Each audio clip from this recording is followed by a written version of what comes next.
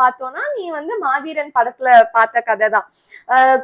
வீடுகள் கட்டிட்டு அந்த கட்டுமானத்தோட தரம் வந்து ரொம்ப மோசமானதா இருக்கிறதுனால டாம்ப்னஸ் அதிகமாகி அந்த ஓடுகள்லாம் விழுறது, செவருலாம் விரிசல் விட்டு பொத்தல் போட்டு கீழே விழுறது, வீடுகளோட சைஸே வந்து சின்ன சின்னதா இருக்கிறது, இந்த மாதிரியான பல விஷயங்கள் இருக்கு.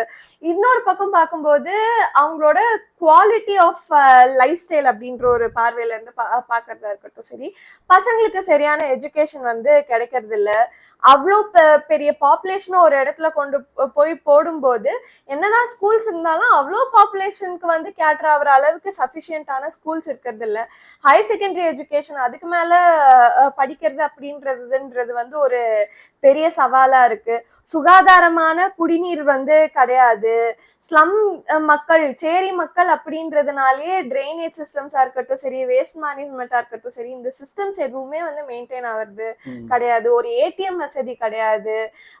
அங்கன்வாடிகளா இருக்கட்டும் சரி, இல்ல நம்மளோட ரேஷன் கடைகளா இருக்கட்டும் சரி, இந்த மாதிரி இன்ஃப்ராஸ்ட்ரக்சர் இருந்தாலும் திரும்ப அங்க இருக்கிறவங்க வந்து சேரி பகுதி மக்கள் அப்படின்ற ஒரு சோசியல் டிஸ்கிரிமினேஷன் அங்க இருக்கிறதுனாலயே அவங்களுக்கு அந்த இன்ஃப்ராஸ்ட்ரக்சர் இருந்தாலும் அந்த வசதிகள், அந்த சேவைகள் வந்து போய் சேருது அப்படின்றது வந்து சுத்தமா இல்ல.